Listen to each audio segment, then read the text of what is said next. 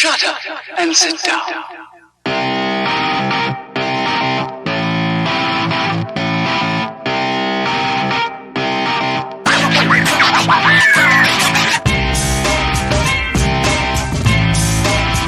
It's the Maryland Sports Blog Weekly Recap Show, hosted by Adam Gott. And welcome back to the Maryland Sports Blog Weekly Recap. Today we've got a lot of exciting topics. We're going to start off with Ravens football, Washington football team. We're going to catch up on some college football news as well as some news around the NFL. We're going to kind of briefly touch on the MLB postseason that's going on right now and the shocking dismissal of the New York Yankees. And then we're going to finish it off with some Caps news. We got a lot of Caps news here to recap today. So I'm going to go ahead and I'm going to introduce our good old chief here, Brian Radsky. He's going to talk about Baltimore here. So I go straight to saying Orioles. The Baltimore Ravens, they got a big win against Cincinnati. They are now 4-1.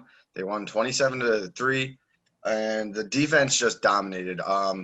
Earlier this week, the Ravens re-signed or extended Marlon Humphrey for 5 years. Essentially, it was almost like a 7-year deal because they already have him locked up this year, and they signed his fifth-year option, which was for next year. So they essentially have him until 2027, but with the bonuses spread out and everything else. So that was a huge move for the Ravens. The Ravens still have some other key players that they're looking to extend with Ronnie Stanley, the left tackle, and other guys, Mark Andrews, Lamar Jackson. But that was huge news that came down this week, was that Marlon Humphrey was locked up for about $98 million for the 5-year extension. So, yes, the Ravens defense absolutely dominated. Marlon Humphrey and Marcus Peters, the two corners, both of them all pros, absolutely dominated. They both forced fumbles. Marcus Peters had an interception. Marlon Humphrey forced a fumble that was an absolutely stunning play in which he punched out a ball while he was not even on his feet. And the first-round pick, Patrick Queen, took it back for his first NFL touchdown. Offensively, the Ravens have not looked good, but keep in mind Lamar Jackson did not have a good week. He missed 2 practices. He had a minor knee injury, and he was sick on Thursday, so he had 1 day of practice. They didn't look sharp. They didn't look sharp the past couple weeks, honestly. But the Ravens are still putting up points and beating teams. The Cincinnati Bengals aren't really a great team. They made Joe Burrow obviously have his worst game as a pro. They sacked him 7 times. J.K. Dobbins, the rookie running back, looked great. He only had 1 carry, though, and that was for 34 yards. Mark Ingram and Gus Edwards have been running really well. Lamar Jackson only had 3 yards rushing with the Bengals. You can attribute that to a few things. The knee injury may have been – he was running around like outside the pocket fine. It didn't look like it was bothering him. But the Ravens offense has not been on the same page as it was last year. Maybe it's NFL teams adjusting. Maybe they're just trying to do too much or lack of training, the true training camp with the preseason. But they're still winning games. And, yeah, they're still winning games and beating teams on all 3 phases minus their Kansas City Chiefs game. So it was a good game. The Ravens dominated throughout it. Minor hiccups with the offense, but you have time to improve. Yeah, Brian, I also want to note, I think we're kind of talking about this right now when we look at Patrick Queen's impact on the Ravens defense. He's leading rookies in tackles for loss right now. He's pretty much inserted himself as the front runner for Defensive Rookie of the Year. Wouldn't you agree? The Ravens were tweeting about him and Marlon Humphrey for Defensive Player of the Year. Mm-hmm. So, which really it would be amazing, but it's not really that far-fetched for them to have both of them. Marlon Humphrey's playing just on a different level than other cornerbacks. And the fact that he has Marcus Peters on the other side of him, and they're locked up. They're both locked up for years to come. It is fun to watch. These guys are two ball hawks, and they do it in slightly different ways. And yes, Patrick Queen came in and has just been dominant from the moment he stepped on the field. The Ravens were expecting that. We were expecting that. I mean, the Ravens just draft well. What can you say? Yep, the highly touted prospect out of LSU is killing it right now. We'll have to check back in a few weeks and just see how his performance is. Let's go ahead and move on to the Washington football team. They had a really disappointing performance against the Los Angeles Rams. They lost 30-10. Not much going offensively. Kyle Allen gets knocked out in the first half, and in steps Alex Smith, which is a pretty remarkable story. 2 years ago, Alex Smith breaks his leg. Almost gets it, they discussed amputation. I mean, it was a life-threatening infection that really occurred in his leg. And within 2 years, he's back on the football field. What did you think about the game? They really, really need to protect Alex Smith more. For him to come back and get sacked 6 times, you would have thought the offensive line would have at least had some motivation to protect the quarterback, especially after what happened to him and how long it's taken him to get back on the field. But, yeah, I watched a good majority of that game, and Alex Smith was moving well. It wasn't like he was just standing still. He was running around trying to make plays. A few times he should have ran it when he was under pressure and he went for a pass, but the offensive line was just terrible. Like, football is a game of it starts up front, offensive and defensive line. And if you don't have an offensive line, you're not going to do anything on offense. It doesn't matter if you have Adrian Peterson back there running in his prime, or Peyton Manning or Mike Vick in their primes. Like, if you don't have an offensive line, those guys won't even have a chance. So, yeah, Alex Smith goes in, and it's remarkable, really remarkable that he's back on the field. We're all happy for him. We're all cheering for him. It doesn't matter who your favorite team is and what teams you don't like. You're going to be cheering for Alex Smith. And one of the things they're going to be cheering for is for Alex Smith to stay healthy and not re-injure himself. And I think we all feel the same way. We love seeing him play. We love the story. He's going to be comeback player of the year no matter what he does. But it would be really nice if they just protected him a little bit. So, he could have gotten that touchdown pass and done something. But Kyle Allen going down, I'm pretty sure it was on a scrambling play. Yep, on a that he rollout. got knocked out. And that whole QB controversies happened earlier this week. Just to recap, Dwayne Haskins was benched. He was demoted all the way to the third string.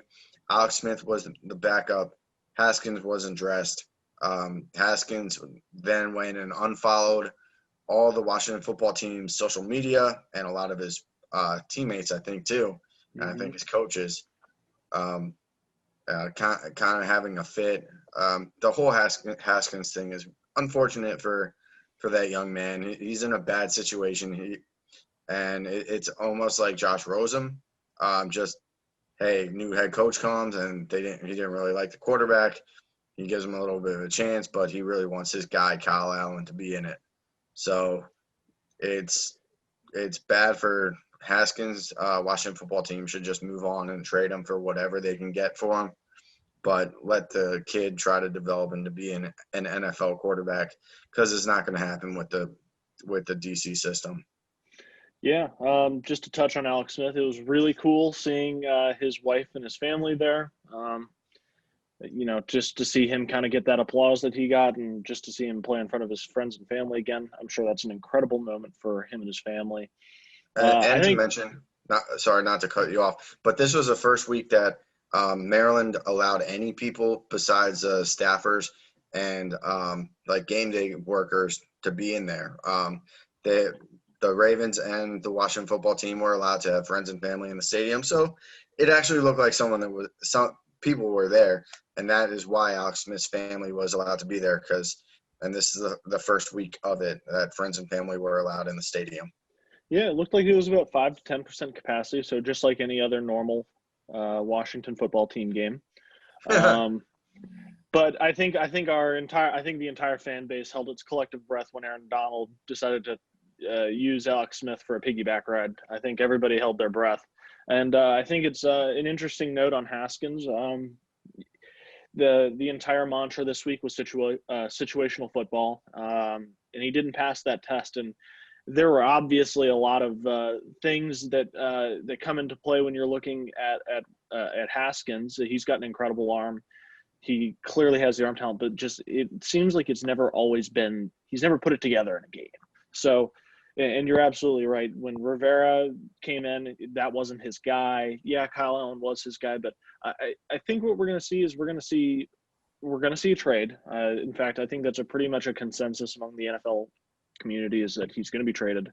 And it'll be interesting to see what they decide to do, if they're going to go the free agent market or if they're going to spend another first-round pick on a quarterback. So, yeah, those are what do you think they could get for Haskins right now? Maybe a 7th, 6th round pick. I mean, he's got talent, but I mean, I guess he's a bit more of a proven product than Rosen. Rosen played in like 6 games in the Cardinal system, and then he was traded. And they didn't trade him. I think they traded him for a 3rd round pick. But Josh Rosen also didn't throw the fit or didn't have that drama surrounding him that Haskins does.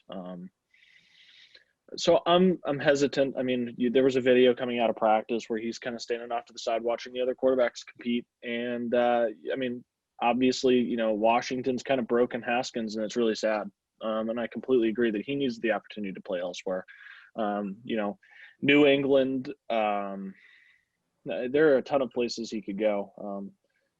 I'd be interested to see what they can, where they can ship him off to, where he'll have the ability to learn. I mean, Tampa Bay would be a great destination. Maybe they flip, and this is just me like thinking out loud, throw Haskins in there for OJ Howard. I mean, OJ Howard, is a little bit more established, but he's also the 3rd tight end in the Tampa Bay system right now, and he was a former first-round pick. So he's also we'll see what currently happens. Injured, I believe. Pardon? OJ Howard is currently injured, I believe. Yeah, well, and with Cameron Braid already signed, and you've got Rob Gronkowski in there who's determined to play with Tom for probably another year. I mean, how much longer does Tampa Bay want to hold on to a depreciating asset? That's a question I can't answer, but that's just kind of something that Tampa Bay could use, probably a backup quarterback that's young and can learn under Tom. Don't they have Josh Rosen too? They were talking about him. Isn't he on their practice squad? He might be. But, I mean, regardless, I mean, it's never a bad thing to have too many wild cards that can come out and produce. So, yeah. Moving on, we're going to talk about a little bit of college football. Or, excuse me, let's survey the rest of the NFL landscape. The big news, obviously, out of Dallas was that Dak Prescott broke his ankle. He had surgery last night, and he's out a projected 6 to 8 months. Do you guys have any comments on those? It was just really hard to watch. That it was a little bit lower than Alex Smith's injury. I think he'll come back rather quickly. Just because of that, it was a compound fracture. Surgery apparently went well. Like you said, 6 to 8 months. It's the timetable. He should be back at the start of next season. Luckily, for Cowboys fans, none of which are us, the Cowboys do have a really good backup quarterback in Andy Dalton. Andy Dalton can play. He's not your typical backup quarterback. He's got years and years of starting experience, and he's played really well when he's played for Cincinnati. I would say, he's a former Pro Bowler. He's not out of his prime. Cincinnati was awful last year. Awful. They didn't give him a chance, and I feel like it was just a bad team all the way around him, headaches, but he can play. He's from Texas. So the Dallas Cowboys are far from out of it. That is the worst division in football.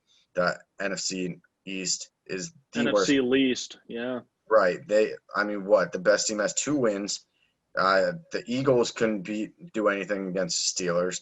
The Giants almost beat the Cowboys. And they're the worst team in the division. The Washington football team has one win. Like they're not out of it by any means. The Cowboys still have some talent on their team, especially at the wide receiver position. They were pretty loaded. The other news, I'm trying. Well, just Kansas one other City thing. lost Yep. to One the other thing I Raiders. kind of want to just touch on with Dak's contract situation is going to be, and this is just more of a note, is his contract situation. You know, he took that 1-year gamble on himself for, I think it was like $33 million. It'll be That's close interesting to to see. It'll be interesting to see what happens between the Cowboys and Dak, because you know now you're gambling on a quarterback that is coming back from a pretty serious leg injury. So it'll be something to keep an eye on. He was on pace for an NFL record in terms of yards in a season. With I think the last projection had him at 6,700 yards.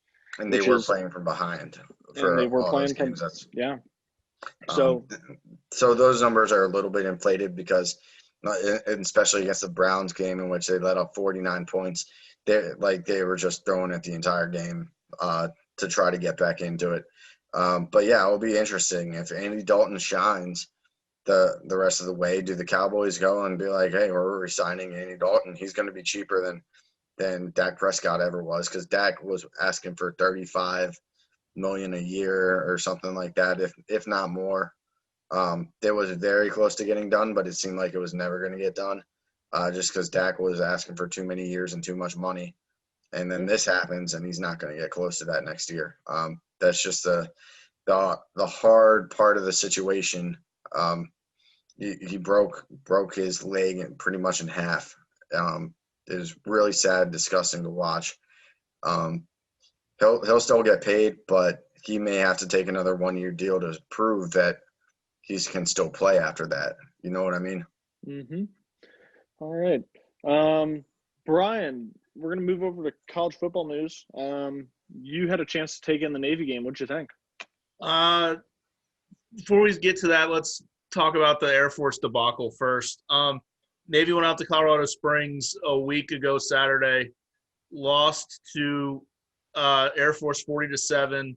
Their starting quarterback, Dalen Morris, did not make the trip. That was predetermined because he has a medical condition that's exacerbated by altitude. The offense just struggled to get anything going, and the defense couldn't stop the most basic play in triple option football, which is the fullback dive, essentially, which is fullback up the middle. Air Force ran for over 200 yards, basically all on that play, and they just got completely dominated. They also lost 4 starters in that game and a 5th starter all on defense. The 5th starter is Kevin Brennan. He got called for targeting in the second half of that game, so he missed the first half of the Temple game, which was this past Saturday. They came home this past Saturday and played Temple, started off the game with a over 9-minute drive that was 17 plays for 75 yards. And that was basically all running, and just basically was a statement that they needed to get themselves off to a good foot. They also had another drive to set up the game-winning field goal, which, believe it or not, they went 26 yards, but it took them over 9 minutes and was 18 or 19 plays, I believe, to go 26 yards to set up a 50-yard field goal by Bijan Nichols, who is a really good kicker for them, and he nailed that kick into the wind, and that set up Temple coming down the field to end the game, scoring a touchdown, which cut the game to 2. They went for a 2-point conversion, and Terrell Adams, who was one of the replacements for an injured Diego Fugo, their star linebacker, broke up a pass that would have tied the game if it would have been completed, and he also had 9 tackles and was named American Athletic Conference Defensive Player of the Week this week, so that wasn't bad for him. They're hoping to get the starters back by this weekend when they travel to East Carolina for their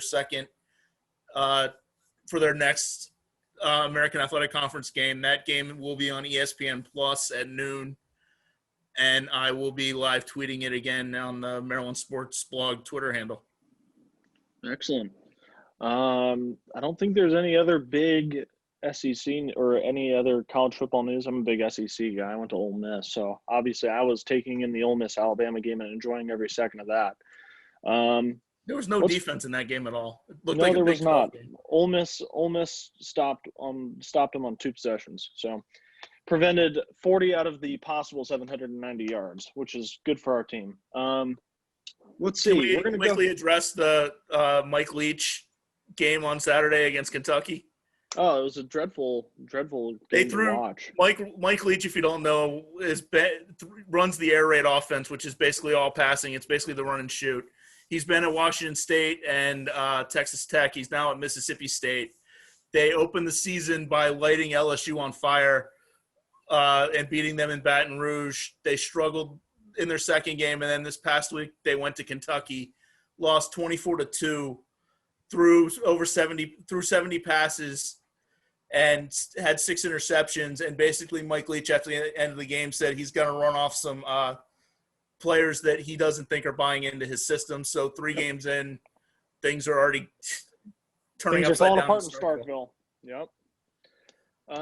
Let's see here. Brian, I think is it time for Caps? I think it's time for Caps. Oh, well, we've got some big news here.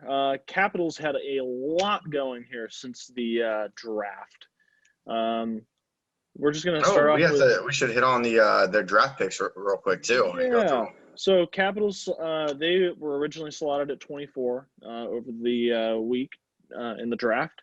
And it was kind of a shock. I was sitting there watching it on my computer, and the Capitals traded up, and they jumped they actually traded with Calgary. They traded their third round pick and their first round pick. They jumped up 2 spots. They leapfrogged the Philadelphia Flyers, and they selected a very fine looking young man out of Canada. His name is oh my gosh, Hendrix Lapierre. He very interesting story with Lapierre. He was pretty much lighting hockey world on fire as a prospect. He was kind of making a name for himself, and they were thinking this kid's going to be a guaranteed top 10 pick. Sustained a concussion in October of last year, and then came back from the concussion and suffered another one. And then he came back again and he suffered another one. So and then he couldn't get rid of the concussion symptoms. So they took him to a spinal doctor, and they figured out that one of his vertebrae was misaligned, causing these concussion symptoms. So they essentially hired a chiropractor, and they popped the vertebrae back into place, and he retrained, and the concussion symptoms disappeared. He's a talented kid. They projected him to be like a Sebastian Aho type. The heir apparent to Nick Backstrom. I think this is a really good gamble by the Caps. They've kind of drafted the last few years this kind of like high floor, low ceiling kind of player. Like, we know what we're going to get when we draft this kid. And I mean, you can kind of see that the Alex Alexiev and the Jonas Siegenthaler picks are very safe picks. Martin Favari. These guys are going to make the NHL, and they're going to be contributors to your team, but they're not going to be your Alex Ovechkins or your Tom Wilsons. And this Hendrix Lapierre could be the number 1 center on the Capitals, either him or McMichael, for the next 10 to 15 years. It'll be kind of interesting to see how he develops. He's a high floor guy. Caps took a few flyers on some guys in the 4th, 5th, and 6th rounds. Then their 7th round pick, they took a project kid who has a ton of talent. I liked the draft. I didn't love it. Personally, when you don't have a ton of draft picks, I always shoot for. I would much rather have a high potential, high risk, high reward guy, rather than these low risk, low reward guys. I agree with you. But LaPierre is a really good. I think he's a fine pick. It'll be interesting to see how he develops, but we could see him in a Washington uniform here in the next 2 years, depending on how he develops, if he develops properly. So, Caps did their homework on him. There weren't really any other surprises on draft night. Alexis Lafreniere goes first overall to the New York Rangers. Hendrick was a Caps fan. That's another good note growing up. Yes, he had an Ovechkin poster on his wall growing up. Quentin Byfield goes second overall to the LA Kings, the highest drafted Black player ever in the NHL history, which is a really good sign. and he's talked about how PK Subban's like a role model of his, Wayne Simmons, Evander Kane. So hopefully we get to see a little bit more of an outreach into the Black community in this hockey world. So that's something to really look forward to. The future is bright in the NHL. On to Caps free agency. So Friday, right before 12 o'clock, the Capitals announced they re-signed Brendan Dillon to a 4-year, $3.9 million contract per year. So about $14 million. He was originally traded to the Capitals from the San Jose Sharks for a second and a conditional third. That third will now go over to San Jose. The conditional part was the re-signing of him. So he's staying in Washington for 4 years. General Manager Brian McClellan noted that he's probably the best partner that we're going to see for John Carlson the next 4 years. It'll be really interesting if he can figure out a way to not take penalties. We might be really good. That top defensive pairing might be really stabilized. Played really well. Right before the announcement that Brendan Dillon had re-signed, the Capitals came out and announced that Michael Kempny underwent an Achilles procedure. He had torn his Achilles tendon while training over in the Czech Republic, and he's out approximately 8 to 10 months. I don't think this would have had any effect on the Capitals lineup. It sounded like the Capitals were trying to shop him before free agency opened to make a little bit of room. But nonetheless, a disappointing development for a guy really key to the 2018 Cup run. More exciting news, and to me, I love this move. Henrik Lundqvist comes to the Capitals on a 1-year, $1.5 million deal.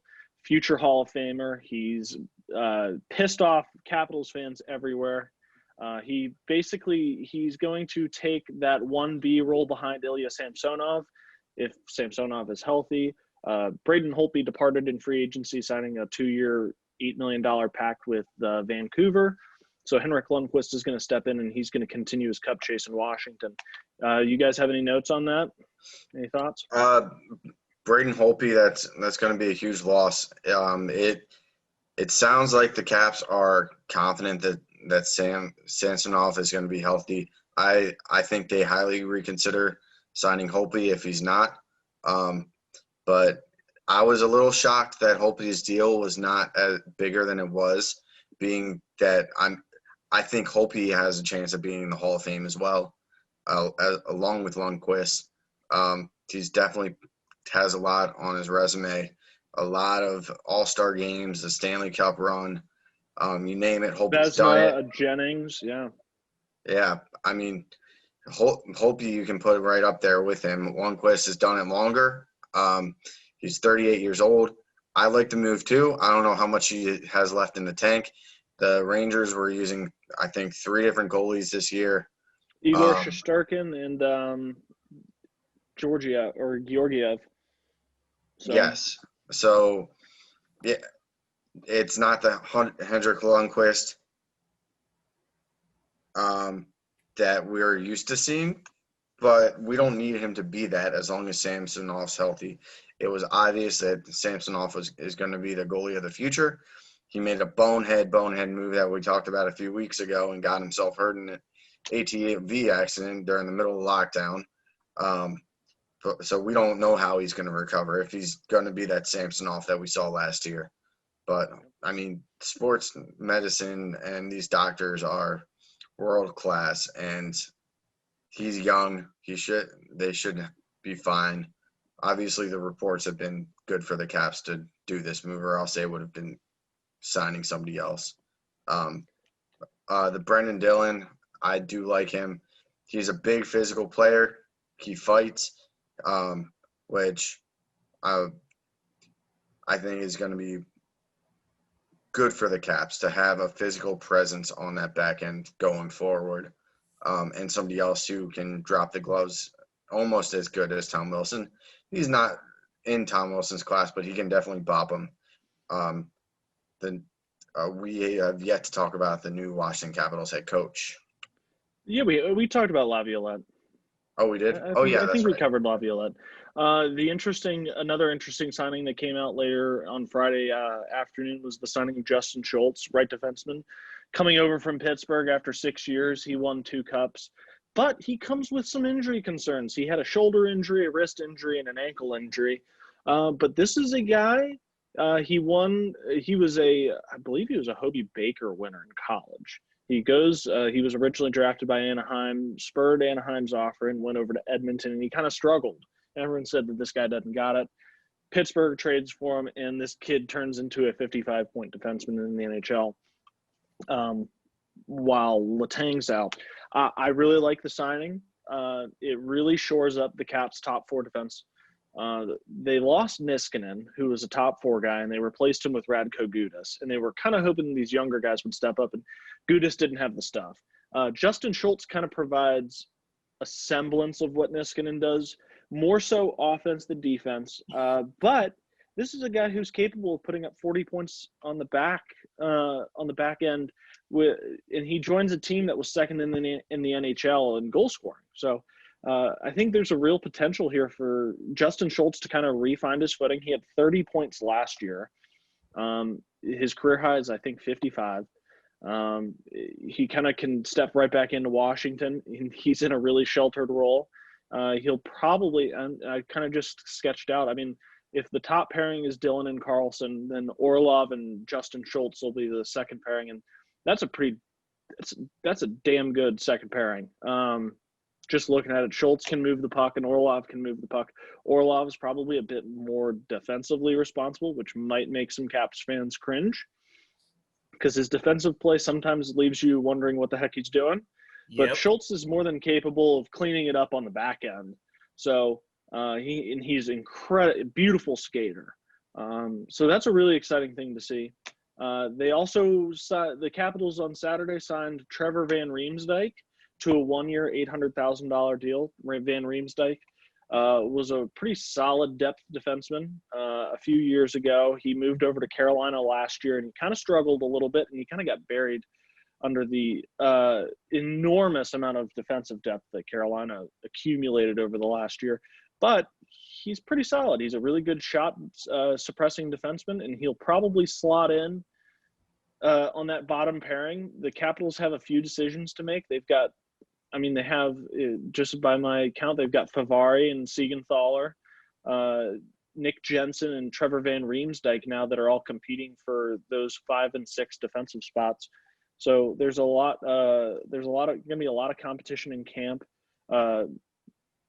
Jonas Siegenthaler still hasn't been signed yet. Capitals are essentially over the cap right now. They're $200,000 over the cap. So if they want to sign Siegenthaler, they're going to have to move some money around. There are a few candidates that have been talked about: Richard Panik, Carl Hagelin, Nick Jensen.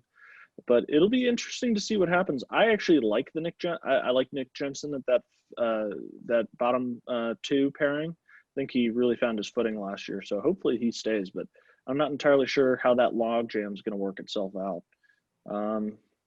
What Capitals about what's that? I was just gonna say, what about the rest of the NHL? What signings have you seen that are surprising, or who do you think has done the best so far? Well, I got to tell you, I really like what Montreal did this afternoon. Tyler Toffoli announced 4 years at $4.6 million. That dude can play. I'm kind of shocked he stayed on the market as long as he did.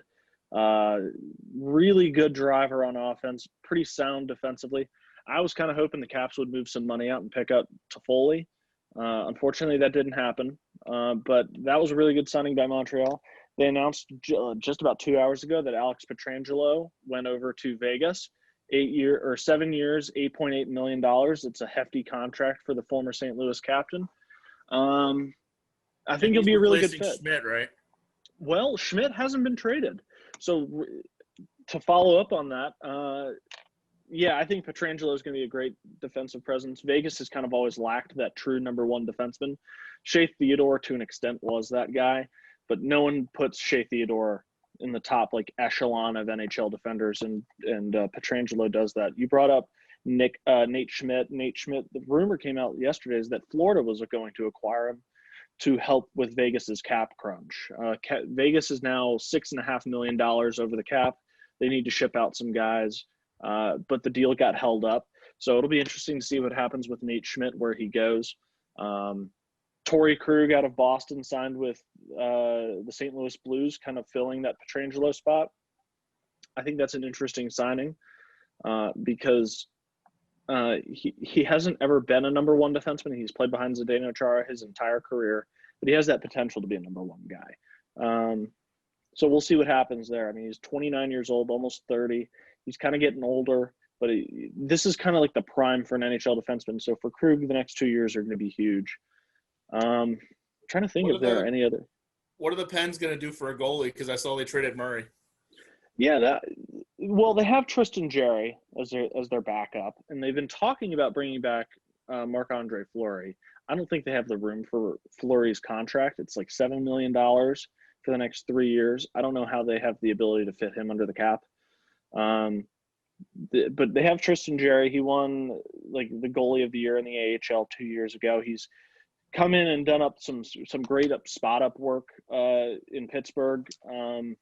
He clearly outperformed Matt Murray in his last 2 years. The Matt Murray trade was kind of what I was expecting. A second-round pick and a mid-level defense or a mid-level prospect for Murray was about what I expected Pittsburgh would get, given the glut in the goalie market. Jacob Markstrom going to the Calgary Flames, I think is a huge signing. If he's able to kind of repeat the performance he's had the last 2 years, Calgary's finally solved their goaltending crisis.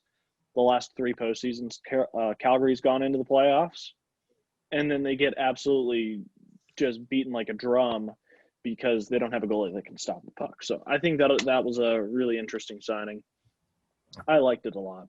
And it was actually for pretty good terms, 4 years or 6 years at $6 million, or 7 years at $6 million. So he'll be Markstrom will be a little bit older, but they signed him for a reasonable amount of money. So, in other news, the Capitals also signed Paul Ledoux. He's an AHL depth guy. I mean, if there's some serious attrition on the Capitals' defense, I mean, he can step up and be a 5th, 6th defenseman. Daniel Carr, he signed. He's an AHL lifer as well. He won MVP last year. He had 70 points. He had, I think it was 50 assists, 20 goals. So he'll go help out Hershey. Unfortunately for Hershey Bears fans, Travis Boyd has left the Capitals organization. They chose not to qualify him this past summer because of the salary cap issue. He signed a contract with the Leafs, and I think he's looking for a bigger opportunity there. And then the last question is whether or not the Capitals decide they want to sign Siegenthaler to a new contract. He certainly earned it. I mean, if they do, it's going to be somewhere around the 2 to 3 years for $2 million apiece. On each year. I don't think he deserves or has earned more than that. He's not an offensive guy. He's a good defender. But it'll be interesting to see what the Caps do in this cap crunch. I mean, there's definitely some guys that they can move out. I don't think they would want to move out a guy like Oshie. I think Oshie's going to be a guy who's taken by Seattle in the expansion draft. But it'll be interesting to see what happens here in the next 4 to 5 weeks. I think we're going to see this Caps team's going to be looking a lot different. And Seattle comes in 21-22, right? Yep. So next offseason is going to be the expansion draft. It's going to be interesting to see if they take Vegas's approach by taking everybody else's bad contracts. Well, and like I think that's certainly something you might see. I mean, there's going to be a lot of guys on the move. A few bad I think one player, if I can pick out just a few players, I think on the Caps, Oshie's probably gone. Pittsburgh, I'm going to have to go with Chris Letang. I think Chris Letang's going to go. I think they're going to expose him. I don't think he's got I don't think he has that security in Pittsburgh that he used to have. And I'm assuming that's who they'll be able to open up a lot of cap space with him. And I wouldn't be shocked if Florida exposes Bobrovsky. I mean, you're paying 7 years, $10 million a piece for a goalie who couldn't stop a nosebleed last year. And I wouldn't be shocked if Seattle decides to pick up a 2-time Vezina winner. So I think that's it for the Caps talk. Do you guys have anything? Just to mention Travis Boyd leaving. he's another guy who was like an AHL lifer, a tweener guy, would come up, get a cup of tea, play a couple games. Never, like, he looked like he had some potential. He would do a flash in the pan, but he just never finished on plays, it seemed like. So hopefully he gets an opportunity and plays well. Talking about Siegenthaler, yes, he's been good. The offensive game hasn't been there. He's been a steady option for the Caps. Definitely not going to be a top-tier defenseman anywhere he goes. He's going to be your 5 or 6 guy. Yeah, so the Caps do have a lot of decisions, and I don't think they're going to move Oshie. I just think he's too much of a leader in that locker room. I mean, he was one of the only guys to show up in the playoffs. It seemed like Oshie, Ovechkin, and Kuznetsov, and Tom Wilson, and Ilya, Kuznetsov. Yeah, Yevgeny. Yeah, Evgeny Kuznetsov. Those were the guys that showed up. Everyone else just was dragging their feet. Ovi, Oshie, Tom Wilson, and Kuzi were those guys. They seem like they're the only ones that were putting up points. So I really don't think, like, yes, the expansion draft down the line, I do think Oshie may be exposed, and that would break the hearts of a lot of Caps fans because he has come in and just fits so well since that trade.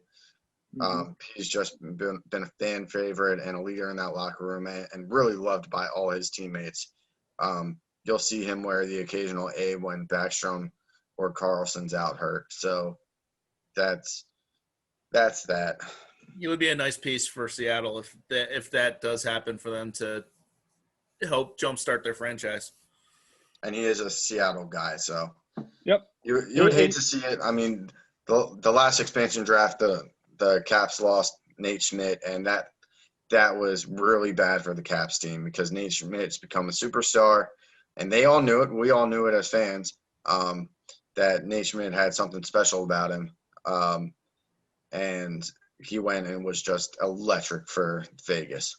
And McPhee knew what he was doing because he had seen Schmidt here, so he knew what he was getting when he selected him.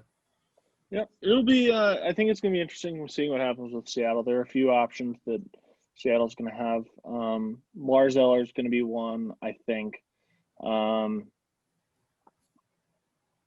Yeah, I mean, the Capitals are going to have a real question mark. I mean, who are they going to protect? That'll be a discussion for another time. But we might see Orlov or Oshie or Eller go, and that's going to really hurt. But the good news is the Capitals have drafted pretty well in those 3 positions, and they're going to have a lot of players who will be able to step in and fill that void. Is that it for Caps talk? Do we have anything else? I was just going to see what you guys thought about the 4th and inches in the Sunday night game last night. Which game? The Minnesota-Seattle game where Minnesota had 4th and inches. They could have sealed the game or kicked a field goal and gone up by 8. And then they didn't get it. And then Russ marched them down the field and scored and won the game. I didn't watch the game. That's one of those situations where Seattle didn't just win the game, but the Vikings blew the game. You know what I mean? Like, that is, hey, you guys have every opportunity to win. The Vikings should have won that game, and the bad coaching decisions and play caused them to lose. That was their game to win, and they lost it. Russell Wilson's been brilliant all year. He's probably going to be in the MVP talks. I mean, he is right now, but we're really, really early in the season. Russell Wilson is great. He's been great for a long time. That Vikings lost that game, plain and simple. DK Metcalf is going to be a problem. Yeah. He is really good. I really wish the Ravens drafted him. I wanted the Ravens to. You can't teach size and speed. You can coach someone on how to catch, and that was his big question mark. No, his big question mark was his 3-cone drill. He had a slower 3-cone drill than Tom Brady. So, but I watched him at Ole Miss, and the dude was a freak of nature. I was shocked that he dropped to the end of the 2nd round. So, if you guys don't have anything else to add, we're going to go ahead and wrap it up here. Cool. Let's wrap it. All right, guys. Well, thank you for joining us on the Maryland Sports Blog podcast / talk show. We look forward to hearing your comments below of the post, and we'll see you guys next week. Cool.